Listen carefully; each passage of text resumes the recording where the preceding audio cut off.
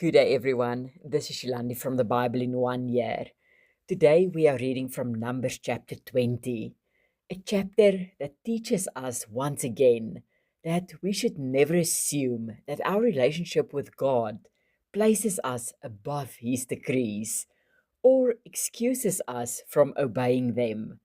This chapter also reminds spiritual leaders to be especially careful not to let anger or pride take over or to claim credit for what God has done.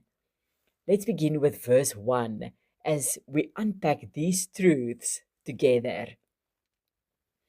In Numbers chapter 33, verse 38, we read that Aaron died in the 40th year of the Israelites' wilderness wandering.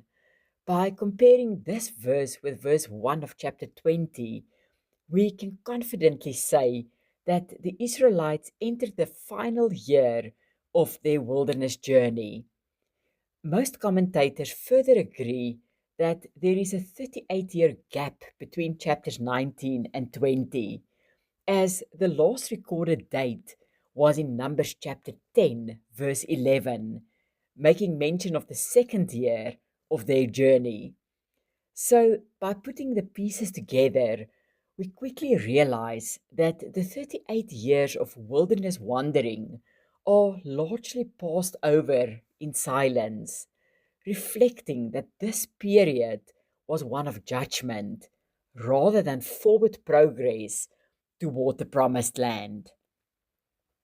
We furthermore read in verse 1 about the death of Miriam. She was the first of Moses' siblings to die in the wilderness. God had declared in Numbers chapter 10, verses 29 to 35, that the unbelieving generation would not enter the promised land.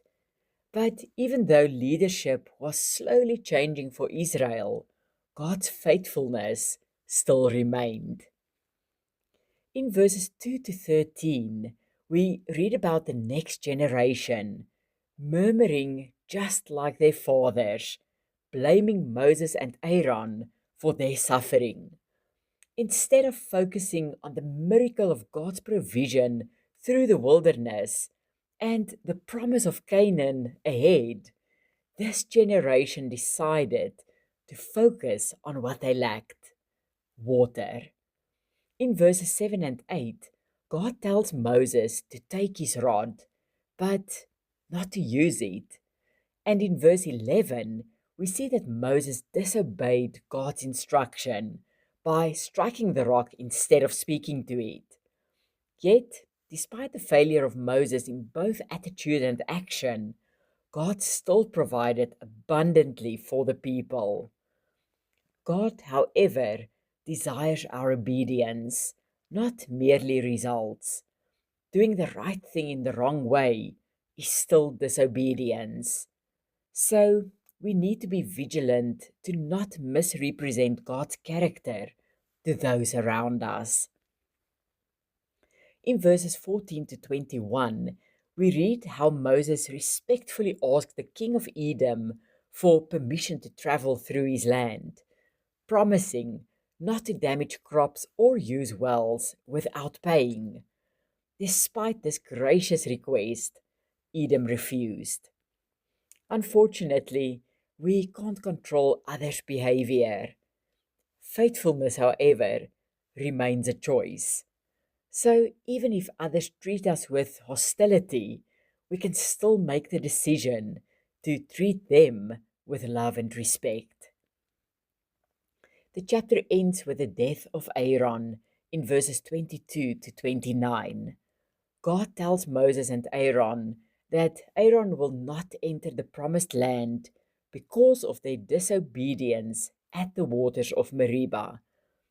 Although Aaron's consequence was that he would not enter the promised land, God had already prepared a plan for the continuation of Israel's priesthood. He instructed that Aaron's priestly garments and responsibilities be passed on to his son, Eleazar. This reminds us that God's purposes are never dependent on only one individual, So even if leadership changes, God's plans will continue. As humans, we might fail God and each other from time to time, but God will never fail us. May you have a blessed day. Goodbye.